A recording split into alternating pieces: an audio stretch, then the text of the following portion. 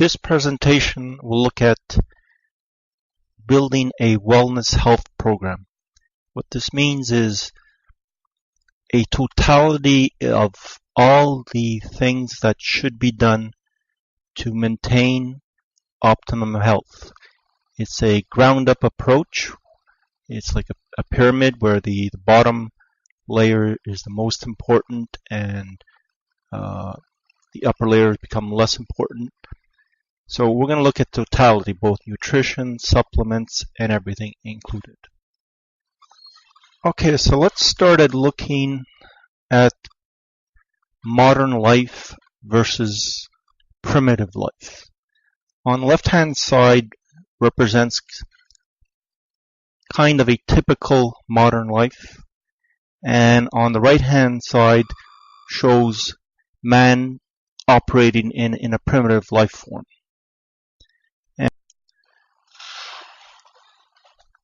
So let's look at the differences between the modern man versus the primitive man. If you look at him, let's say at work, you'll notice modern man is dressed and the primitive man is naked or semi-naked. The modern man, for most people, work indoors. The primitive man works outdoors. The modern man has shoes. The primitive man wears no shoes. He's barefoot. The modern man, mainly the jobs are sedentary, versus the primitive were more active.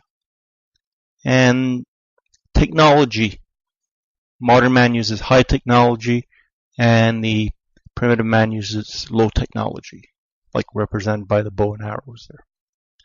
If we move on to the diet, we see that modern man eats a lot of processed food versus the primitive man can only eat natural food. The modern man eats grains. The primitive man eats no grains. The modern man eats meat from a farm, raised on a farm, fed by man. The primitive man hunts down wild meat. And then we go to the environment. For a lot of people, urban environment is their setting, and so there's a lot of pollution, both air pollution and water pollution, etc. And the primitive man lives in the way nature was meant to be, in no pollution. The modern lifestyle, as you can see, is much more stressful, and the primitive one is more relaxed. So these highlight the main differences between the modern man and the primitive man. And so the question is, so what? In the previous slide, we looked at the differences between modern man and primitive man. In this slide, we're going to look at the similarities between the two. And the main thing is they're both the same man. They have the same genes. In other words, they both operate internally the same way. Completely different environments, completely different work, completely different diet, but it's the same human machine. Okay, so here is my wellness health pyramid. It's divided into different levels. The more bottom levels are more important than the upper levels. But also, if you fulfill the bottom levels, you will need less of the upper levels for optimum health. So it's a ground-up approach. In other words, you take care of business at the very bottom layers first before you go to the next step, because It's no use going to the next step if you haven't successfully fulfilled the layer below it. Okay, so I'll just read them out. The bottom layer is based on God, and I'll get into that in the next slide. And He is the creator and sustainer of life. So without Him, nothing happens. Without Him, you do not have eternal life. So no matter how many pills you pop, no matter what diet you eat, you will never get eternal life. You can extend your life, you can extend the quality of it, but you'll never have eternal life.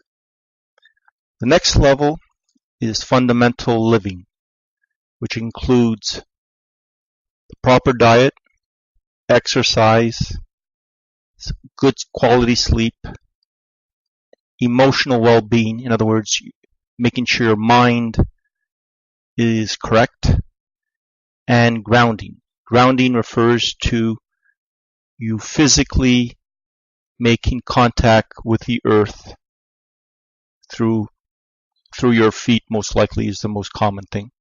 So you're actually physically touching the earth. And once again, if you've gotten to this point, you know already the importance of grounding, but we will go over it even in this presentation. Now, once you've mastered or put your effort into getting a good diet, exercise, sleep, emotional well-being, and grounding, then you can start looking at vitamins, minerals, essential fats, and protein. These are the basic elements of life that are essential. You all need vitamins, we all need minerals, we all need essential fats, we all need protein. If any one of these is missing, eventually you will get a disease and die. There's no options here. It's not like, well, it's good to have some essential fats. No, essential fats are not just good to have, they are a must-have. Minerals are a must-have. Vitamins are a must-have. Okay. Protein is a must-have. People sometimes don't even think about that. Without protein, you die. The level above that, we now get to having fulfilled the prior levels, you're now in a position to better support the levels above it, but you still have to look at things like your hormones, because hormones, like everything in life, decreases as you age. You have to look at your endogenous antioxidants. These are the antioxidants your body itself makes. They're the internal antioxidants that are made from substrates that come from our diet, but it's our body that makes them. The other important function is the mitochondria. The mitochondria is your energy plant. Just like any household appliance, if it doesn't have energy, it cannot work. Your body's the same way. And the energy plants of your body is these tiny mitochondria that are in every cell. And they produce energy. And you have to have these cells producing enough energy to do their job. If they don't have enough energy to do their job, at some point, something bad will happen. Moving on to the next thing is you have to look at your exogenous antioxidants. These are antioxidants that you take in from outside. They could be like vitamin C or resveratrol or whatever. There's a whole list of them. I mean, it goes on forever. And then we get to the special needs. Like some people have special needs. They may have developed osteoarthritis by a certain age, or they have allergies, or they have maybe liver problems from drugs or alcohol or even toxins. So that's the way the pyramid is set up. And we're going to look at each of the layers of the pyramids in the subsequent slides. Now, the foundational level of the wellness health pyramid is God. If you haven't read the section on the super supplement in the introduction, I encourage you to do so. Here are some verses that I'll just read out. In the beginning, God created the heavens and the earth. Genesis 1:1. That's the first verse of the Bible. So it states who the creator of the heavens and the earth is. The fear of the Lord is the beginning of knowledge. Now, fear here means more in terms of reverence. So it says that the beginning of knowledge is to revere the Lord. Because if you don't get that step right, you're off the path already. You're on the wrong path. Jesus said, I came that you may have life and have it abundantly. That was his purpose to come to earth, is to make you have life and have it eternally and abundantly. Now, people would say, when they look at the Bible, and they'll say, how can you prove it? I mean, it's just unprovable. There's too many things in there. And if you look at it from that point of view, it actually is true. You just can't. It's just too big a task and too many things to look at. But the reality is Christianity stands or falls on one and only one event, and that is the resurrection of Jesus. And that's not my opinion. That's actually what is stated in the Bible by the Apostle Paul in 1 Corinthians 15. He says, now if Christ is preached that he has been raised from the dead, how do some among you say that there's no resurrection of the dead? But if there's no resurrection of the dead, not even Christ has been raised. And if Christ has not been raised, then our preaching is in vain, your faith also in vain. Moreover, we are even found to be false witnesses of God, because we testified against God that he raised Christ whom he did not raise, if in fact the dead are not raised. For if the dead are not raised, not even Christ has been raised. And if Christ has not been raised, your faith is worthless, and you are still in your sins. Then those who have fallen asleep in Christ have perished. If we have hoped in Christ in this life only, we are of all men most to be pitied. What's Paul saying there? He is saying that if the resurrection didn't happen, first of all, Paul and the other apostles are liars. Secondly, your faith is totally worthless. So the Christian faith is totally worthless. You realize that without the resurrection, he is saying your faith is worthless. Thirdly, he's saying is that we, the apostles, should be pitied for performing such a stupid act of going around the world preaching a lie that we know is a lie. For what benefit? So the main point here is just to make you understand that the resurrection of Jesus is what Christianity is all about. It's the reality or the fictionality of that event that has to be determined.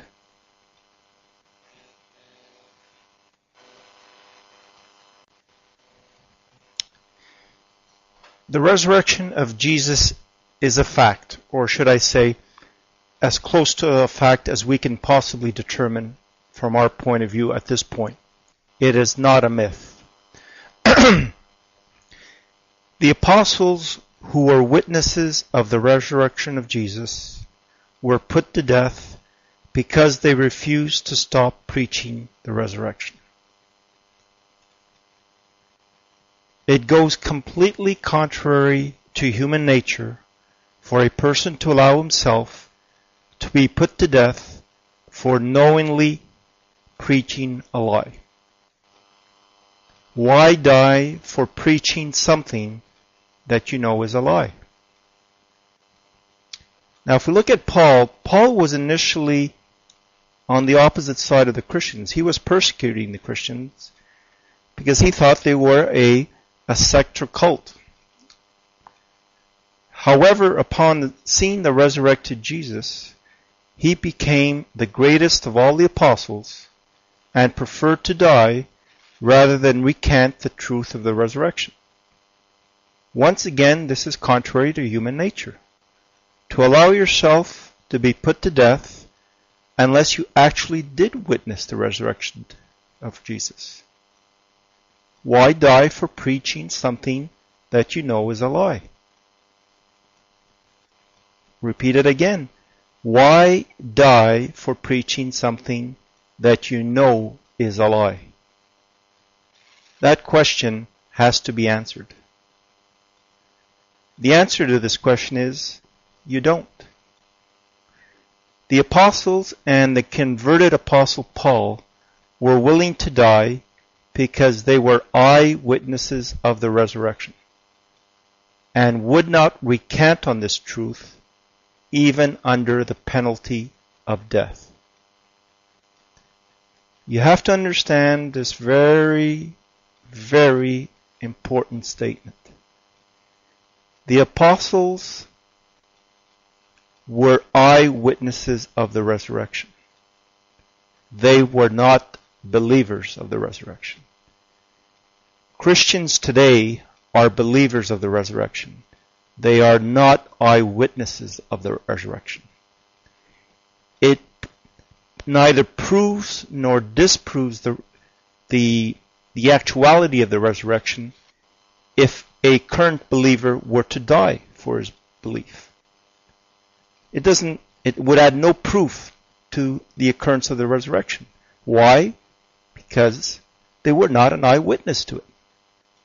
It's like going to, let's say, the O.J. Simpson trial, and you going on the stand and saying, I think he's guilty. I mean, you'll be thrown off the stand because you have nothing eyewitness. You have no eyewitness contribution to that fact. So you'd be totally useless. However, if someone claimed to be an eyewitness, he would be on that stand and he would be examined by both the prosecution and the defense. So you have to understand, an eyewitness is totally different from a believer. And the apostles were eyewitnesses of the resurrection. And Paul especially was actually persecuting Christians, meaning he was killing Christians because he thought they were a sect of Judaism. And he wanted to get rid of that cult. And he himself, only upon seeing the resurrected Jesus, converted. And then he actually became the greatest of all the apostles. And virtually all the apostles, with the exception of John, died preaching the resurrection. So you have to answer the question, why die for preaching something that you know is a lie? So that is the reason why the resurrection makes God at the foundation of the wellness health pyramid. Because him being the truth, then all other truths that spin off from that have lesser relevance. And without God, you do not have eternal life. And at the end of the day, this is if you want to look at it, that's why I called it the super supplement. It's the only supplement that will give you eternal life. All the other supplements will just give you a better quality of life, maybe extend your life. But there's not any supplement possible that will give you eternal life except Jesus.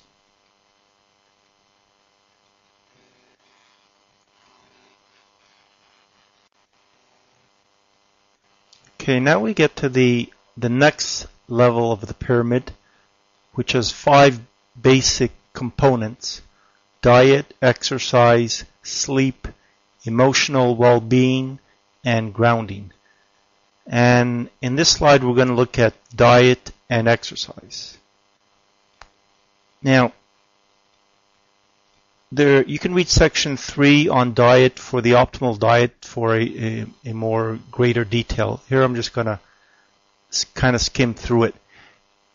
You know, you don't really have to be a PhD in nutrition to know whether a diet is good for you or not. Anything that is not natural, meaning anything that if you were put out in the wild and had to survive, what would you eat? If there's anything that you're putting in your mouth right now that you would not be able to find in the wild, that should raise a red flag. It doesn't mean necessarily that it's bad for you, but it should raise a red flag that it might be bad for you. Okay? So, the first step is reduce, eliminate sugars, grains, and starches. If you were in the wild, you could not eat sugar. It just doesn't exist in the form that it exists in our culture today. You could not eat grains. They just don't exist. You'd have to process them. All these things are processed foods. But as a person living in the wild, there's no factory to bring these goods to process them. You have to eat what's available right there in the condition that it is. And you would not be able to eat grains in the condition that they are. So, anyways, to make a long story short, we now know that sugars, grains, and starches are really not good for you. Eliminate them. Eat wild meat. Any animal that is wild is a healthy animal because it eats and lives in its natural environment, and therefore you don't have to worry about what it's being fed. But animals that are farm fed are not being fed correctly. They don't have your best interest at stake when they feed those animals. It's for profit. So eat wild meat. There isn't much wild meat you can get at the regular grocery store except for fish, but they do exist. There's things like bison, animals that are fed their natural cows, which are fed just plain grass and left to be on the pasture all the time. So eat those kind of meats. Those are healthy meats. And balance the omega-6 to omega-3 ratio. Once again, in real life, your omega-6 to omega-3 ratio would never be out of whack the way it is today. It would be in the range of somewhere in the 2 to 1 to 1 to 1 ratio. And that's what you should strive to do, is to balance your omega-6 to omega-3 ratio in that range. Eat sufficient protein. Protein is an essential nutrient. People don't realize they eat small meals but they're thinking eating a healthy meal because they eat a salad and a fruit. That's not good enough. It has no protein in it. You have to have protein with every meal. Protein is an essential nutrient. It's essential for absolutely everything in your body. So fats and proteins are good for you. You just got to keep the fats in their relative ratios that they occur in nature, and your protein, eat enough of it. Exercise is a no-brainer. It's been proven in so many things that it's not hardly even worth talking about it. The only thing that is a bit worth talking about it is that you don't have to be an excessive exerciser. You don't have to be an hour and a half, 2 hours in the gym every day to get the benefits of exercise. It has been proven that moderate exercise, in fact, is better than excessive exercise. Your body responds to moderate exercise by upregulating its glutathione process. But if you tip the balance too much in the other way, then you don't have enough to recover from it. So if you're a person who doesn't like to exercise, just a 30-minute walk, a brisk 30-minute walk, is sufficient exercise. Now, some people may like to exercise at a different level and more competitive, and that's fine. But it doesn't necessarily mean that they're going to be healthier than the person who walks just the 30 minutes. So it's a personal thing, but just get some exercise.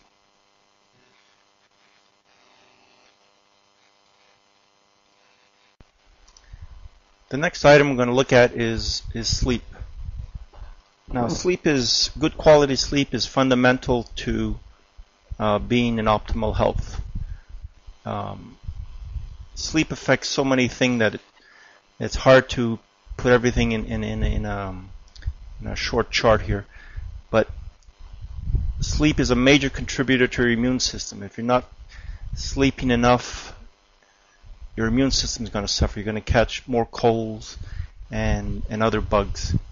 It leads to obesity in some people, which can lead to diabetes.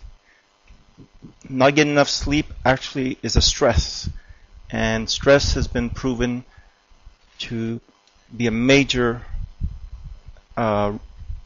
provoker of free radicals. So all diseases basically are mainly free radical damage, and cardiovascular is one of the main ones. So if you don't sleep properly, don't sleep enough, your cardiovascular system will slowly degrade. Your mental health will degrade in terms of being able to have a good memory, concentration, depression, anxiety. Your hormones, most of them are built at night while you sleep. So all these things come into play into getting a good night's sleep. So it's very important to get consistently a good night's sleep. How can you improve sleep? Things that have been proven are exercise. Exercise will help people sleep better. Having a routine, especially at night, will help you sleep better. To sleep grounded, that means to have a bed sheet that is actually grounded, and these exist, and you can buy them, and by your skin touching the sheet, you are sleeping grounded. Sleeping grounded resets your 24-hour circadian rhythm. It reduces cortisol. In fact, that's the way humans slept, was on the ground on Earth. So we've got away from that. Now we're living in houses, so we're not grounded anymore. And sleep is one of the main things that gets harmed because of that. Another thing that affects sleep is electromagnetic forces. These are things like cell phones, wireless phones, computers. Really, you should get rid of those devices from the bedroom, and you should shut off all your computers and routers and cell phones and all that. EMF devices cause more free radical damage, and they affect your sleep. If you're 50 plus, you should take melatonin. Melatonin is known for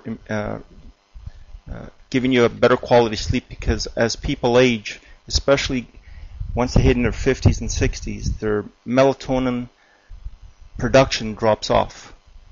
And it might be that you need melatonin. You're not sleeping well because your body is not making enough melatonin. But melatonin is such a good supplement that if you're 50 plus anyways, you should be taking some melatonin even if you are sleeping well. It is a powerful antioxidant, and it's anti-cancer. It protects the brain. It's a marvelous supplement. So you have to, if you're not sleeping well, you have to figure out what it is. If you need help, you should see your doctor, but sleeping is absolutely critical. The next aspect of optimal health is your emotional well-being. This refers to your mind-body health connection. Your mind affects your body, and your body affects your mind. They're intertwined. You can't separate the two. You have to deal with the stresses of life, financial, family, whatever. Stress causes your hormone cortisol to increase. Increases blood pressure, affects your sleep. It can cause overeating. It's not a simple thing to solve. This is not intended to be a lesson into how to solve it, but it's meant to be is that you have to solve it. And this is where having God at the bottom of your pyramid helps you understand these things, because the Holy Spirit, speaking through the Apostle Paul, said, "Be anxious for nothing, but in everything by prayer and supplication let your requests be known to God. And the peace of God, which surpasses all understanding, will guard your heart and mind through Christ Jesus." So the Bible is telling you there's nothing you should be anxious about. You should talk to God, put the anxiety or whatever problem you have, give it to Him, and exchange it for His peace. And this is why God is at the bottom of the pyramid. If you don't know the total picture, you're always going to get caught up in the day-to-day things. So there's also herbs that are good for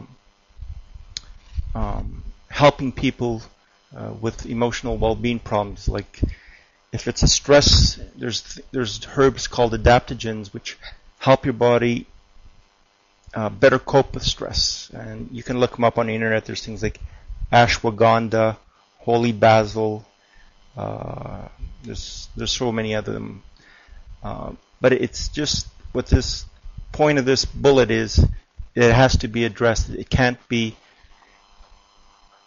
put aside and hoping that through other means you're going to get around it.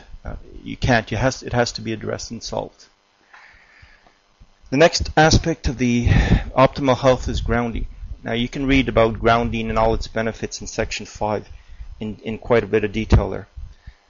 Basic points is we were created as grounded creatures. So we were basically naked, doing everything outdoors, our skin always touching the ground. That's common sense. The question is, we haven't realized till just recently how important this aspect is. And there's studies, clinical studies that have been demonstrated that it improves the quality of your sleep. It improves inflammation, pain, your circadian rhythm. It lowers cortisol. And this is just the beginning. These studies have only begun in the last 10 years or so. And we should see a flood of studies coming in the next 10 years. Now, what's at the fundamental of grounding? Well, one of the principal problems with life is we're constantly bombarded with free radicals. Free radicals are positively charged molecules that are very destructive and are looking for an electron, so they become passive again. And they will hit anything, they'll take that electron from anything in your body to get that electron. So if the free radicals in your arteries, it'll hit the endothelial lining, it'll cause damage there. What's grounding got to do with this? Well, the free radical is a positive charged molecule. It's looking for an electron. It turns out our ground, the earth, at its surface is has an infinite amount of electrons. That's why when you touch the earth, electrons move up from your skin into your body. So in fact, grounding is a very powerful antioxidant. And by being grounded all the time, you're constantly quenching the free radicals. It's been demonstrated in a clinical study that for cardiovascular health that red blood cells need a charge on them, and they need a negative charge. And if you're not grounded, they tend to clump together, and they don't move with high velocity because they're all clumped together in a bunch. When you touch the ground, they become more negatively charged, and if you know from electricity, two negatives or two positives repel each other, so that they, in fact, they don't clump together anymore, and they move faster through the blood. In short, what this does is it makes the blood thinner and less viscous. And this is a tremendous benefit to cardiovascular health. We're always looking for things that naturally thin the blood. People take things like aspirin or whatever to help thin the blood. Well, grounding thins the blood. Not only that, but it acts as a shield against radiated electromagnetic fields.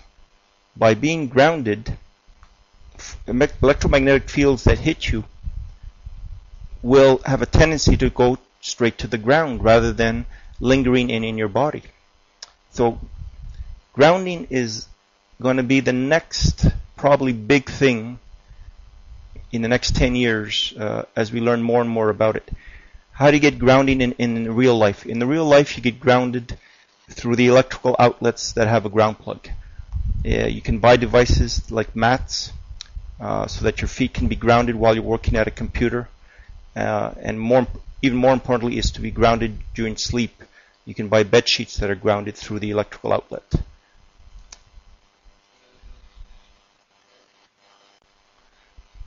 We now come to the next level of the wellness pyramid, and this is vitamins, minerals, essential fats, and protein. Here we'll discuss vitamins. There are 6 vitamins: A, B, C, D, E, and K. And next to each one you can see what the recommended daily intake is. And now one thing you have to keep in mind is the recommended daily intake is based upon a 2,000 calorie diet. So, a woman weighs 100 pounds and is eating, let's say, 1,800 to 2,000 calories. These numbers would pretty much correspond to what she would require. A man who is, let's say, 200 pounds or even bigger, they have to take more of this because this is based on a 2,000 calorie diet. In any case, if we look at vitamin A, RDI is 3,000 IUs. One thing you have to be careful with vitamin A is to not go crazy on it. Too much vitamin A is toxic if you take it for a prolonged period of time. You have to distinguish between vitamin A and provitamin A, which means the precursors of vitamin A, and the main one that everyone is familiar with is beta-carotene. Beta-carotene is non-toxic because it is not vitamin A. It is provitamin A, which your body has a feedback mechanism to modulate the conversion of beta-carotene to vitamin A. So if it doesn't need it, it'll just reject it. But if you take too much vitamin A directly, which is something found, let's say, in things like cod liver oil, if you go crazy on the cod liver oil, which has actual vitamin A, and you take that too much for a prolonged period of time, you can get vitamin A toxicity. So vitamin A is one you just have to be aware of that. Next we come to the B vitamins, which is a whole bunch of them. And my opinion is you should take a vitamin B complex because these values are too low. I mean, in general, you're going to see the same pattern that I'm going to be saying this. These RDIs are the values kind of necessary to just barely keep you going. they're not going to be the optimum values. And not that we necessarily know what the optimum value is all the time, but we know they're not that. Anyways, this is going to be a theme throughout this, is that the reason you take a multivitamin is to guarantee you get the minimum, because you may have a diet that maybe for one reason or another is lacking a particular vitamin. So this guarantees you that at least you get the recommended daily intake. Might not be the optimum, but at least you're getting enough of it to keep you alive. Now, in the vitamin B complex, there's 3 vitamins that are not officially classified as B vitamins. They once were, but they're not anymore. But you'll find them in your B complex anyways. But because they're not official B vitamins, the companies give you minuscule amounts of it. I'm talking about choline, inositol, and biotin. Now, you will in general have to supplement in addition to your B complex with these vitamins. And you can see from choline, for instance, the recommended intake is 550 milligrams. But if you look at your vitamin B complex, they'll probably give you something like 50 milligrams, which is only 10%. So you need choline, inositol, and biotin in addition to the vitamin B complex. Vitamin C, 90 milligrams. 90 milligrams is based upon preventing scurvy. It's too low amount. You should take much higher than that. Take at least 2,000 milligrams, maybe 2,000 or 3,000. Why 2,000? 2,000 milligrams has been shown to lower fibrogen levels, while 1,000 milligrams had no effect. Vitamin D, 600 IUs. That's old, archaic knowledge. That's the amount to keep you from getting rickets. The general recommendation now is really based on blood level. And what you want to achieve is a blood level of 125 to 200 nanomoles per liter. Usually 5,000 IUs will get you there. But different people react differently, and that's why you have to have your blood level checked. Vitamin D, it's 15 milligrams, 22 IUs, and it's alpha tocopherol. People, until recently, and maybe in the last 5 or 10 years, vitamin E has been strictly equated with alpha tocopherol. But vitamin E is actually a complex, just like the vitamin B complex. There's 8 vitamin E's actually. There's 4 tocopherols and there's 4 tocotrienols. You should take a complex, because it turns out if you take too much alpha tocopherol, it will deplete your body of gamma tocopherol. Gamma tocopherol is actually the main vitamin E in foods. So when buying vitamin E, don't buy an alpha tocopherol by itself. Buy it as a complex. Vitamin K. Once again, we've learning more about vitamin K. There's vitamin K1 and there's vitamin K2. Vitamin K1, the recommended daily intake is 120 micrograms. That's based upon satisfying the liver requirements. And that's the amount that gets your blood coagulated and anticoagulants at the right level. That's all it is. That's all they base that on. In fact, you need much more vitamin K. And the second form, the vitamin K2, is the one we're really starting to understand in the last 10 years, how important it is. And for cardiovascular and bone health, you should be taking at least 360 micrograms of vitamin K2. And that 360 micrograms is based upon the fact that in a human study, they demonstrated that it takes that much to activate all the MGP proteins in the blood. So if you're not taking that much, that means there's still some inactive MGP in your blood, which means you're not giving it all it needs, so it's not the optimal amount. Anyways, you'll be hearing more about vitamin K2 within the next 10 years as more human clinical trials are either being completed or being started. We now come to minerals. Once again, the mineral on the left, RDI, and I guess we could go through them one by one. The RDI calcium is 1200 milligrams.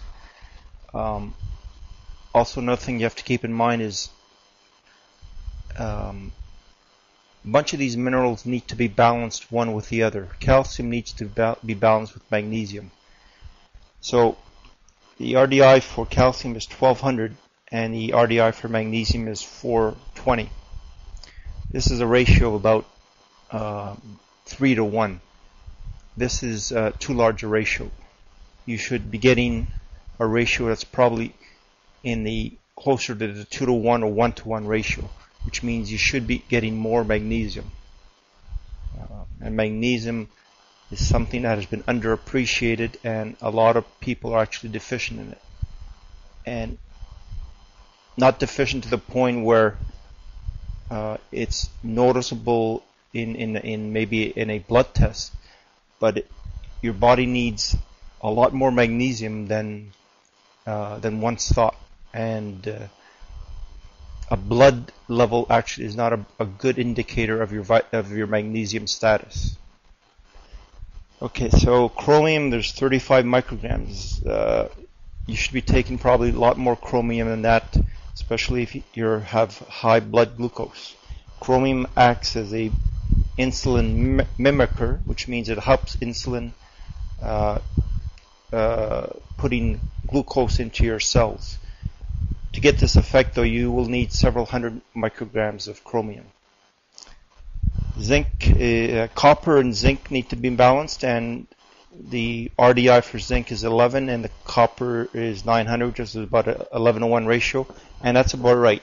Zinc and copper need to be balanced in about a 10 to 1 ratio. Iodine is 150 micrograms. Now, iodine is one of these strange minerals that it's very necessary to make sure that your multivitamin has it, and it contains at least 150 micrograms. And it's very necessary for thyroid health. Now, the reason I say it's one of these strange minerals is that it doesn't come in many foods. So that's why long time ago the US government put iodine in the salt, so that they figured everyone would eat salt, therefore they would get their iodine requirement through the salt. Of course, now as people are becoming more salt conscious, their iodine levels have been dropping. So the main source of iodine is anything from the ocean. Seaweed plants are the highest, but also lots of certain fish and fish life are high in iodine. But if you're abstaining from those kind of foods, you might find that your iodine level is not good enough. Anyways, make sure your vitamin contains 150 micrograms. Go through iron, manganese, then get some molybdenum and all these other ones here. Some comments on potassium and sodium. The ratio is important. The ratio of potassium and sodium should be around 4 to 1.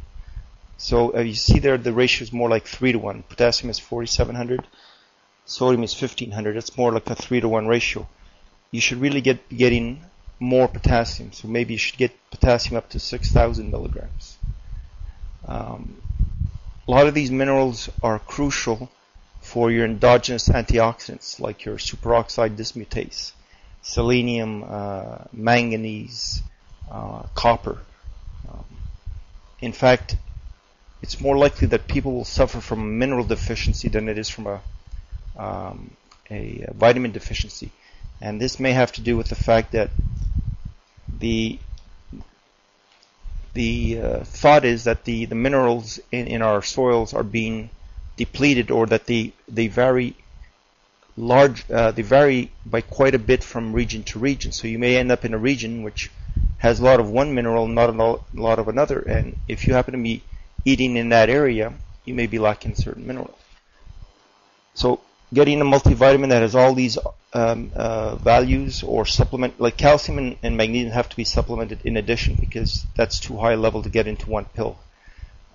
So other things that you might think about supplementing in addition to the multivitamin would be chromium, zinc and copper. Zinc is, people realize that magnesium is involved in 300 reactions that we know of in the body. but zinc is involved in 100 reactions. And you sweat these out. If you do a lot of sports and you sweat, you have to put these back in. So getting back to things that you might want to supplement in addition to your multivitamin would be calcium and magnesium, zinc, copper, and some people might want to consider potassium, but it's up to you.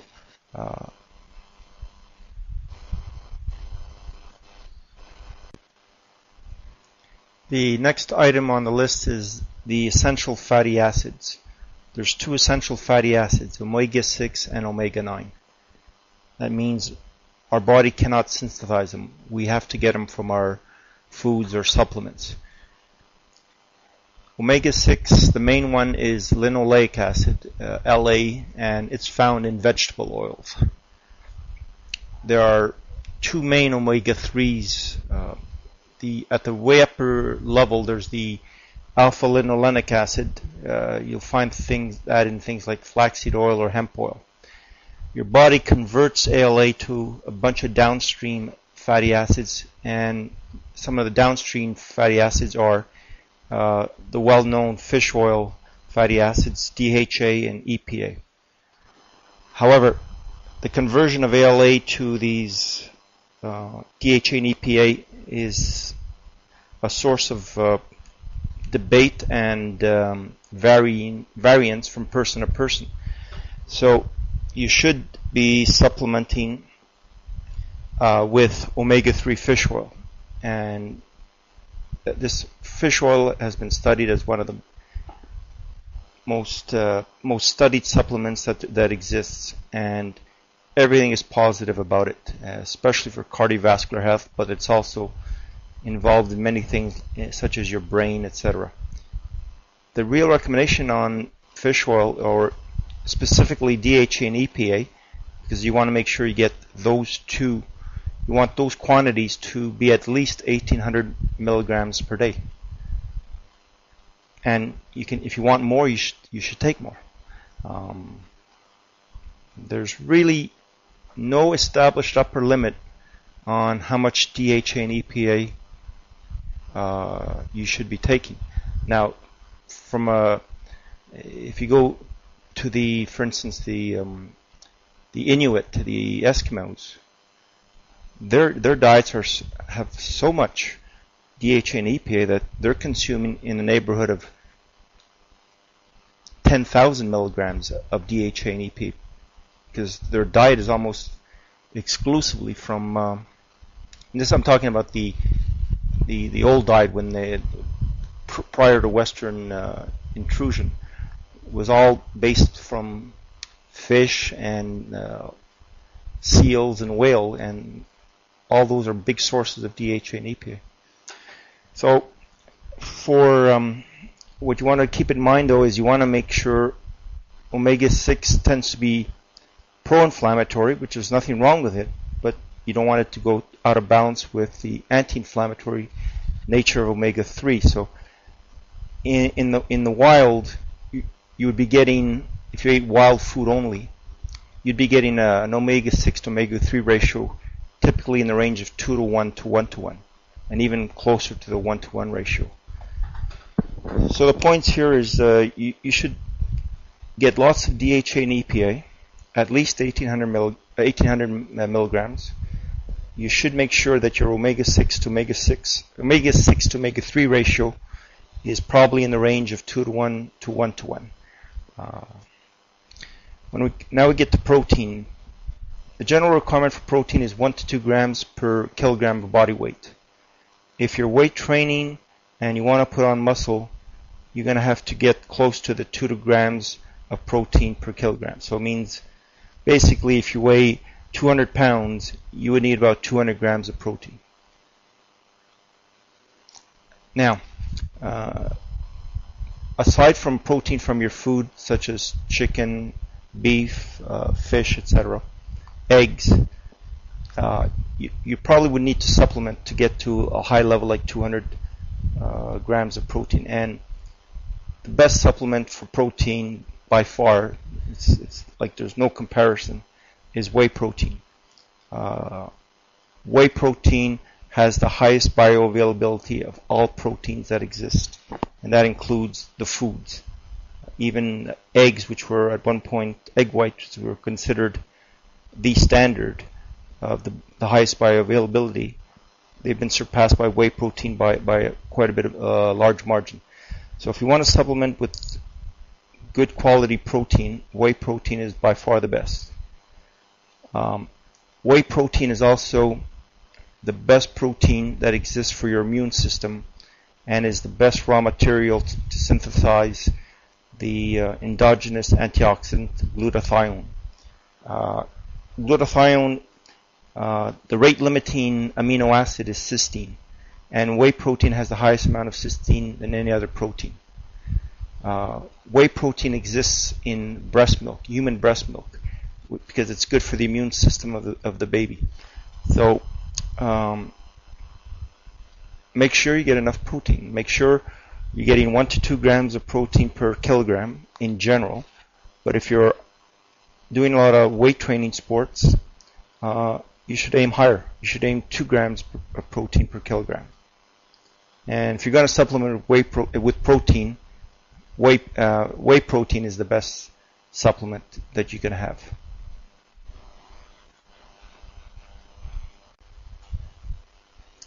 We now come to the next level of the wellness pyramid, and this is hormones, endogenous antioxidants, and the mitochondria. We'll start off with the hormones. Good advice is to get your hormones level checked, especially if you're 50 years and older. Many diseases start coming on because your hormone levels start dropping way too much, too quickly. And like everything else in life, your hormone levels decrease with age. However, hormones are very protective of your health. Now, I put this chart up to show you how hormones are made in the body. Now, the only takeaway point from this chart is that, as you can see, the starting material for all these hormones is cholesterol. And the reason I bring this chart into play is that cholesterol is in itself not the enemy. It actually serves tremendous functions in your body. The problems that we have with high cholesterol are really problems that are diet problems. And if you've been following this document, you'll know that the real culprit in all of this is carbohydrates. And specifically, once you get into the simpler carbohydrates that break down quickly, which are basically all the grains, sugars, and starches. So you want to get your cholesterol level to a natural level, and the natural level is dictated by your diet. You don't really want to take cholesterol lowering drugs unless you absolutely have to. The idea is to get your cholesterol in what's considered a kind of the normal range, and once again, to repeat, the cholesterol is not the problem. The culprit in this is really the small LDL particles. And small LDL particles are governed by your diet. And if you ate a diet that was based upon prehistoric times, which meant anything in the wild, your small LDL would be negligible. It would be very small. And your triglycerides would be very low, and your HDL would be very high. So, all this to say that cholesterol is not the enemy. In fact, it is the base material for which all your hormones are made. So the first hormone we're going to talk about is growth hormone. Now the philosophy in talking about hormones here is to try to raise them in a natural fashion without going to actually taking the hormone. Like there could come a day down when you're maybe in the 70s and 80s that taking growth hormone directly would be the right thing to do. And depending on the laws of the countries, you may or not be able to do that. But anyways, the philosophy here is we're going to only concentrate on ways to sustain your hormones through natural methods without resorting to hormone replacement therapy. Not that there's anything wrong with hormone replacement therapy, because in fact it probably is a good thing, but you want to delay that as long as possible in your life. So let's start with growth hormone. Low growth hormone can cause disordered sleeping patterns, bone frailty, increases in central adiposity, which means fat accumulation around the middle of the body, including the abdomen, as well as decreases in cognition, muscle mass, strength, and conditioning. Growth hormone plays a wide range. It's an important one that you want to try to keep up there. Fortunately in life, there are natural ways to keep your growth hormone at good, normal, high levels. First of all, growth hormone is mainly produced when you sleep. So this is why sleep, one of the reasons why sleep is important. It's important for your hormones. So good quality deep sleep will produce growth hormone. Exercise will produce growth hormone, and especially weight-bearing exercises. And within the category of weight-bearing exercises, especially the compound movements like squats and bench press, movements that require total body fatigue, are very good at releasing growth hormone in your body. Insulin is a powerful direct inhibitor of growth hormone secretion. Lower insulin by eliminating sugar, grains, and starches. This is a common theme throughout this document.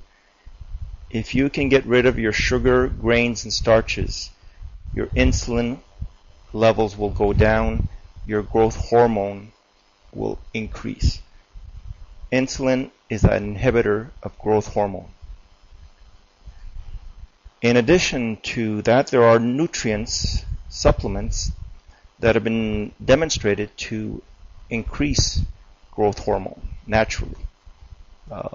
These include, I'll read them off to you, CDP, choline, arginine, ornithine, glycine. These are all amino acids in protein.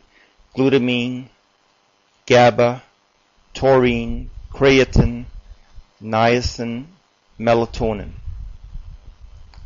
So taking a subset of these or a bunch of these will also help support your growth hormone.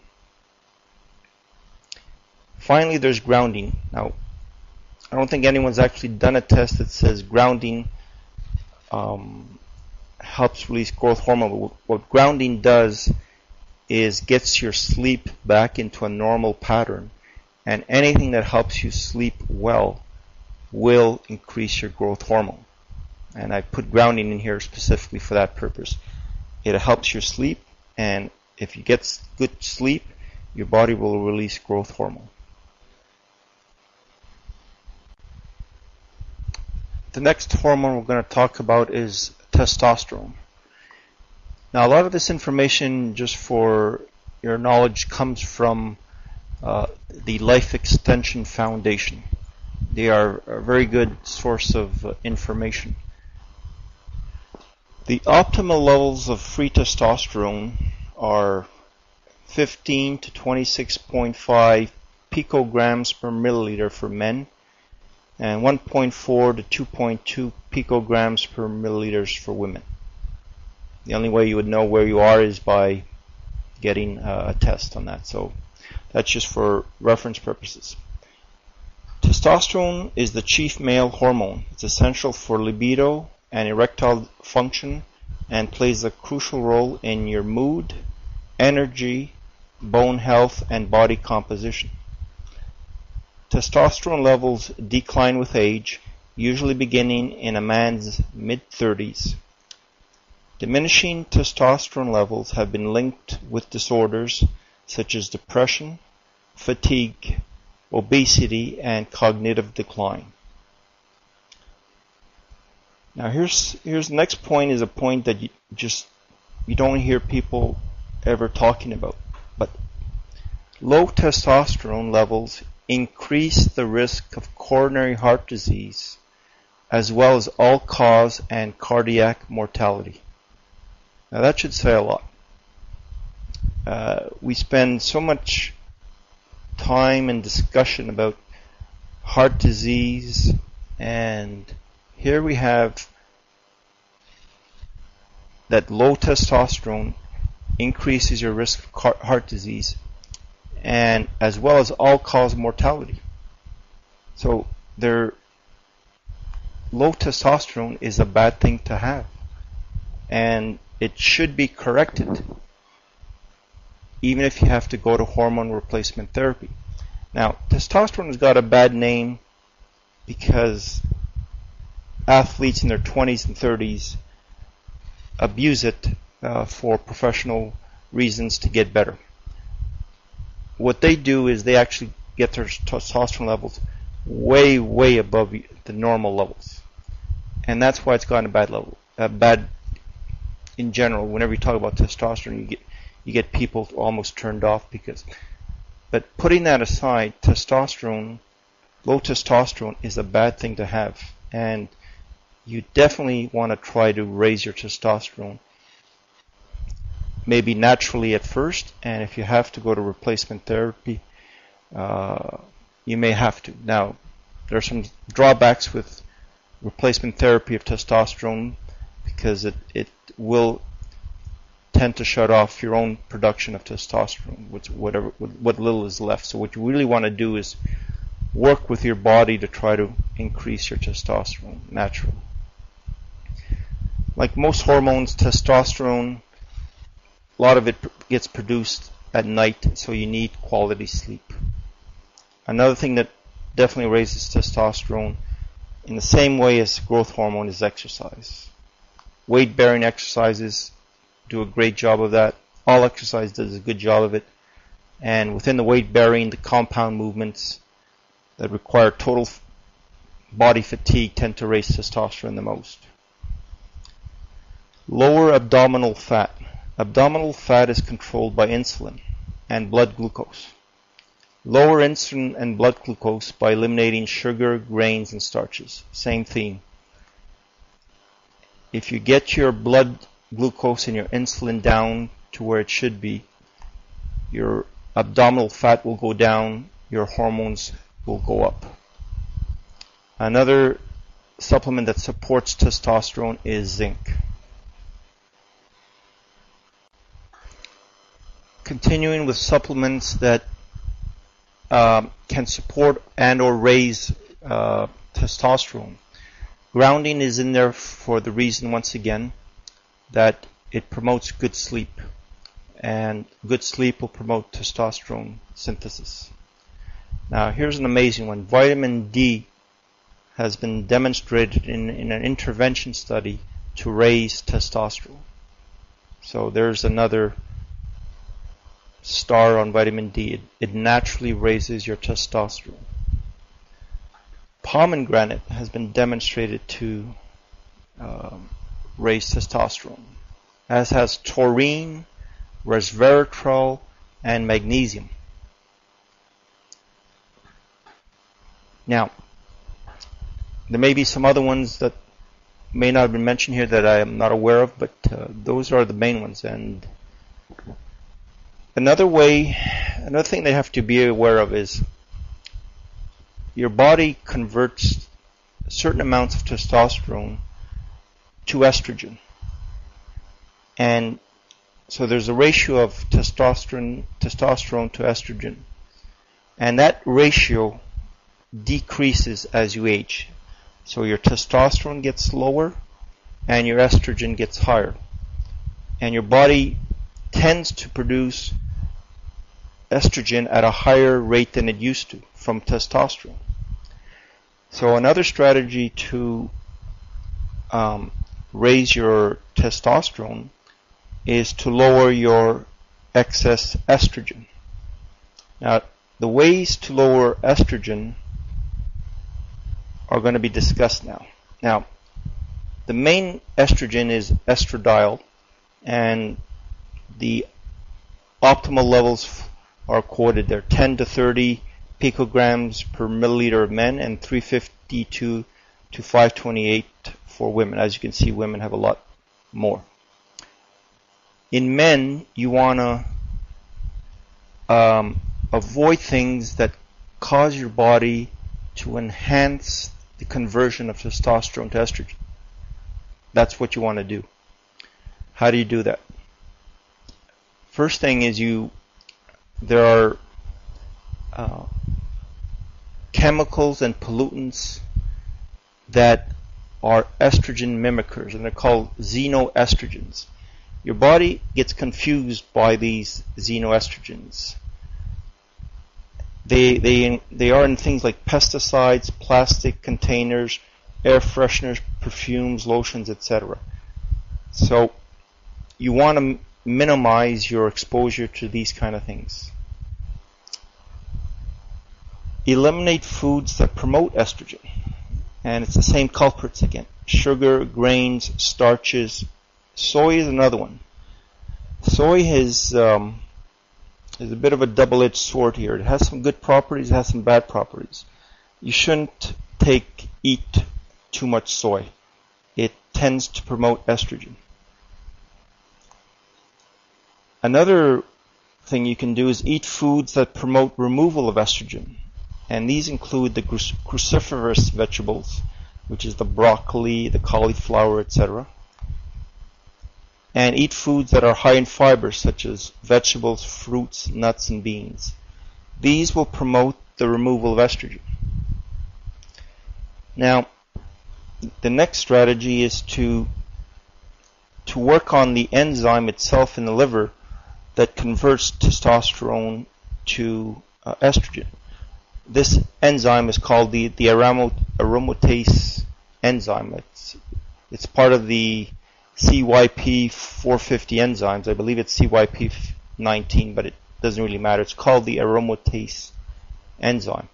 And this enzyme converts testosterone to estrogen. And as you get older, it seems this enzyme seems to work overtime in doing that, and that's something you want to inhibit. There are natural supplements that inhibit aromatase. They are chrysin, apigenin, resveratrol, grapeseed extract.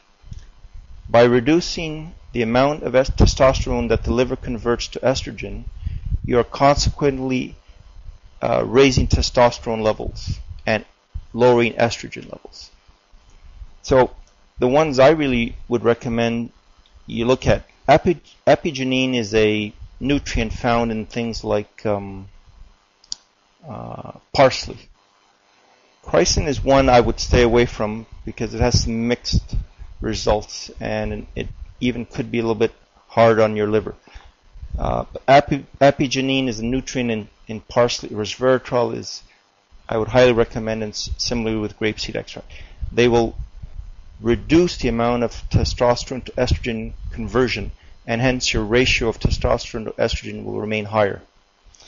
So as you can see, there is a large list here of things you can do that will keep your testosterone levels at healthy levels as you get older.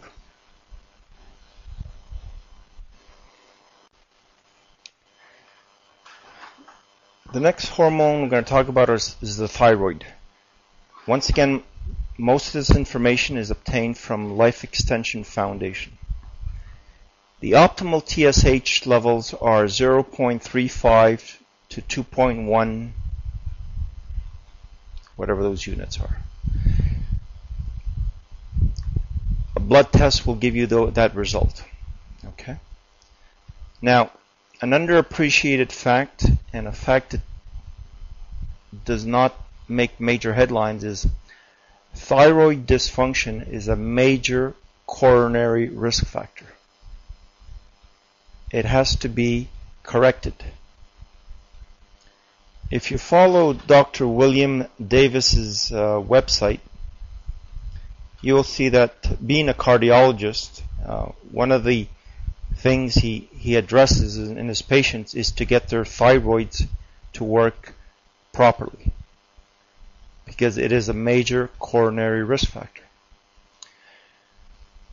There's mild hypothyroidism. This is low thyroid gland function, may be associated with reversible hypercholesterolemia, which is high blood cholesterol, and cognitive dysfunction, as well as non-specific symptoms such as fatigue, depression, cold intolerance, dry skin, constipation, and weight gain. That's mild hypothyroidism. That's when your thyroid is working at a low level. Mild hyperthyroidism, being the opposite, is often associated with atrial fibrillation, a disturbance of the heart rhythm, reduced bone mineral density, and non-specific symptoms such as fatigue, weight loss, heat intolerance, nervousness, insomnia, muscle weakness, shortness of breath, and heart palpitations.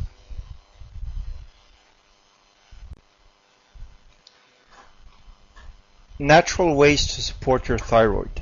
The T3 and T4 thyroid hormones require two big entities, iodine and protein, and within protein specifically the amino acid tyrosine. Now, iodine is very difficult to obtain from the diet because the main dietary sources of iodine are sea vegetables, iodized salt, and lots of fish and seafood. So, as you can see, if you're not participating in eating sea vegetables and you don't eat much fish, or you eat it sparingly, and you do stay away from a lot of salt, you're going to probably have problems with iodine. That's why it's important to ensure that your multi-mineral, multivitamin contains at least the RDI of 150 micrograms of iodine. In addition to those things, natural supplements that do support your thyroid include vitamins A, the B complex, B12, C, E, coenzyme Q10, and especially the minerals magnesium, manganese, selenium, and zinc. Deficiencies of any of these minerals can prevent the conversion of T4 to T3 and should be corrected.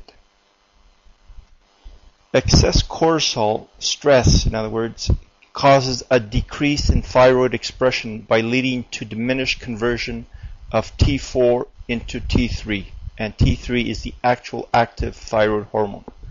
So another bad thing about stress is that it will affect your thyroid. Grounding is in there once again because sleep plays a role in all this, and grounding has been demonstrated to reduce cortisol levels.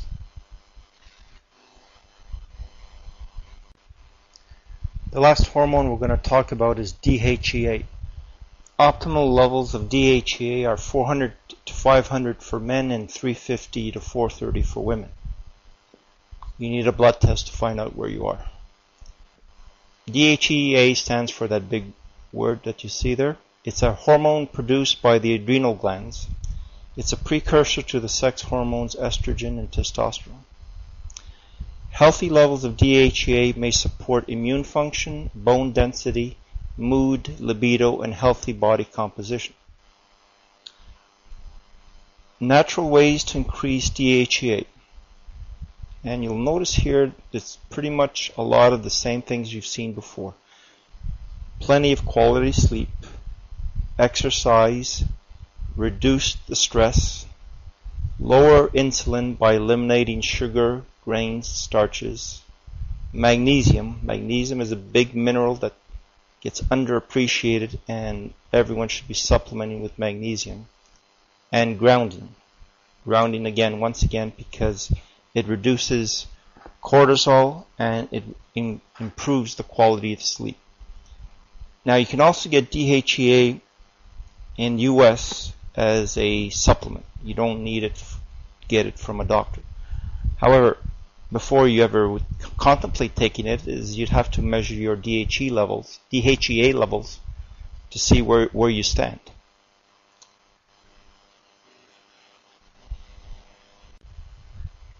The next item in the wellness pyramid is the endogenous antioxidants. Remember, the endogenous antioxidants are the oxidants that your body synthesizes itself, mainly. Some of them, you also get some of it from the diet, but your main source is from internally. Now, if you go to section 7 in the discussion, there's a presentation that I made, support your endogenous antioxidants, and went through that in kind of detail. So I'm just going to reiterate what you need to do to support your endogenous antioxidants. The two big ones are the antioxidant enzymes and glutathione. There's a well-absorbed superoxide dismutase called just SOD that's bound to a wheat protein called gliadin, and the product is therefore called glycodin. 250 to 500 milligrams of that is a great way to support your antioxidant enzymes. It will support SOD, CAT, and the GPX. And I recommend you take it. Glutathione, another important one. Citria glutathione is a very good quality one because it's pharmaceutical grade with no impurities in it, and 250 to 500 milligrams of that. And you can also support glutathione by taking its precursors, and the main one is whey protein. Coenzyme Q10, somewhere in the neighborhood of 30 to 100 milligrams. Lipoic acid, somewhere in the neighborhood of 0 to 50 milligrams. And melatonin, somewhere in the neighborhood of 1 to 3 milligrams.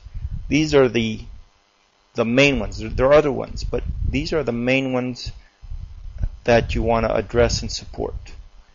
And these are the ones that are really working overtime in your cells to dispose of the free radicals, and especially the natural free radicals that occur as a consequence of energy production.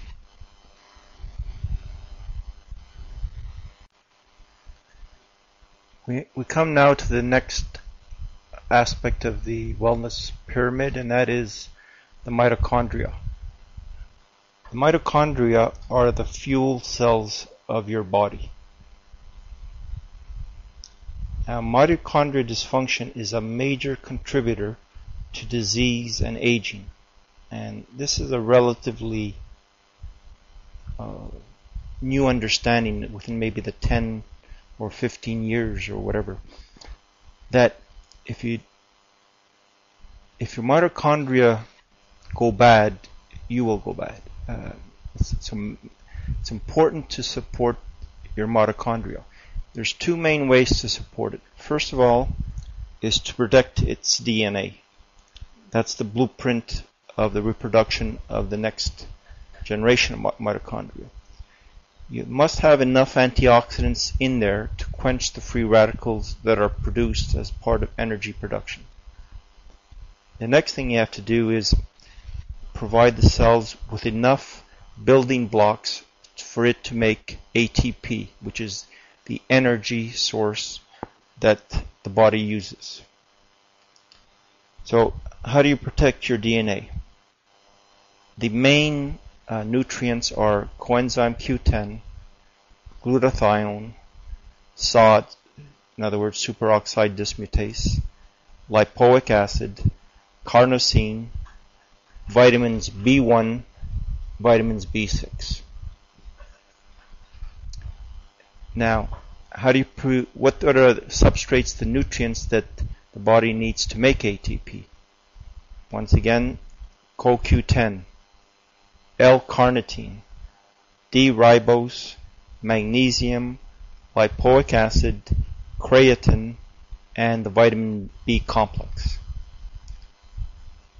So it is a good strategy that you take all these supplements to protect your DNA and to ensure that you will have enough materials to build enough of the energy molecules so that your cells can do the job that they were meant to do.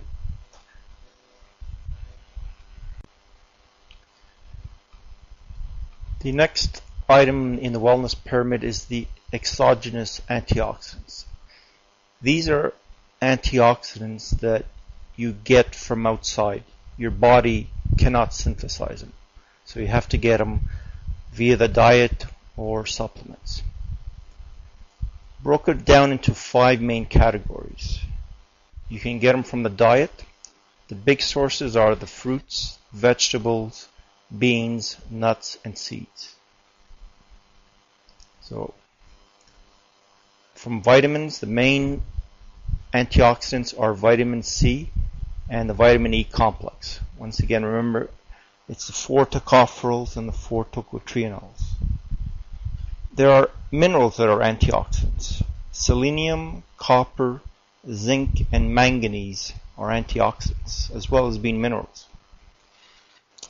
Another rich source of antioxidants are the carotenoids. These are beta-carotene, which most people are familiar with, lutein, zeaxanthin, some people may or may not be familiar with that, lycopene, and astaxanthin. Beta-carotene is ubiquitous through the vegetables, specifically things like carrots, spinach, kale. Lutein is in spinach, kale, in egg yolks. Lycopene, everyone knows, is in tomatoes. Astaxanthin is a one that's very rich in. From the greatest source of astaxanthin is salmon. What gives salmon their pink color is astaxanthin. And then you get into the specialty antioxidants.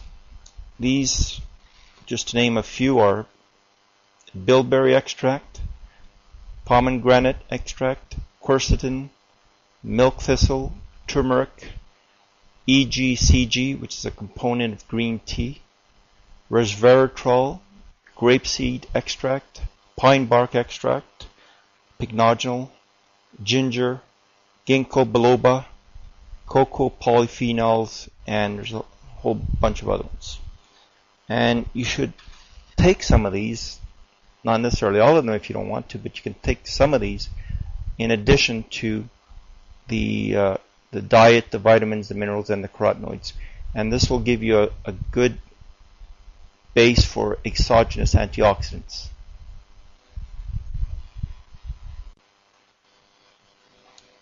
We now come to the top of the wellness pyramid and the last item put under the category of special needs. Everyone being different may have a special requirement, special need. You may have, for instance, osteoarthritis. What can you do to alleviate that problem? The main supplements are listed there. There's glucosamine, chondroitin, MSM. Not mentioned there, but also important is collagen and hyaluronic acid. the vitamins C and E, glutathione, SOD, superoxide dismutase, ginger, turmeric, pycnogenol, the herb cat's claw. All these will reduce the inflammation, and they're analgesics. Some of them are analgesics, which means they'll relieve the pain. So these are kind of the supplements that could be taken for someone who is suffering, but they can also be taken to prevent osteoarthritis. I mean, if you're active, sooner or later you're going to start getting aches and pains and cartilage diminishing and synovial fluid diminishing, and it's good to take some of these as precautions, especially things like glucosamine, chondroitin, MSM, collagen, hyaluronic acid. Another example would be liver health. People may be concerned they're taking pharmaceutical drugs and or alcohol, and they want to protect their liver. In fact, everyone should be taking supplements to protect the liver, because regardless, even if you don't take any drugs and you don't drink any alcohol. And the reason for that is we don't live in the same world now that we lived 100 years ago. Your liver is the most abused organ in your body. It has to process all the toxins. And there are toxins now that never existed before 100 years ago. Toxins in the water, in the food supply, pesticides, herbicides. 100 years ago, everything was organic. Your liver's got to deal with those. There's plastics, and air pollution, all the air pollutants. 100 years ago, the liver didn't have to deal with that. Now it has to deal with it. So everyone should be supporting their liver. What can you do to support your liver? Once again, the big one, vitamin D. And the one that everyone associates with liver health, milk thistle. Milk thistle is enormously beneficial for your liver. Choline and inositol, B vitamins that are great for your liver. So is taurine, turmeric, sulforaphane. Sulforaphane is basically found in your cruciferous vegetables, and it's really large amounts in broccoli sprouts, or you can take it as a supplement.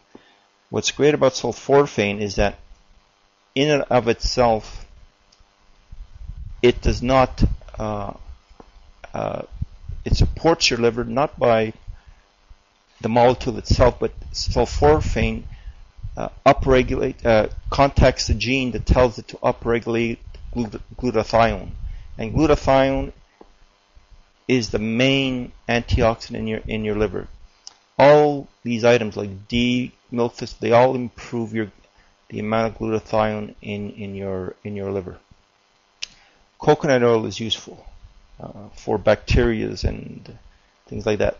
Lipoic acid is awesome. L-carnitine, and once again, glutathione. So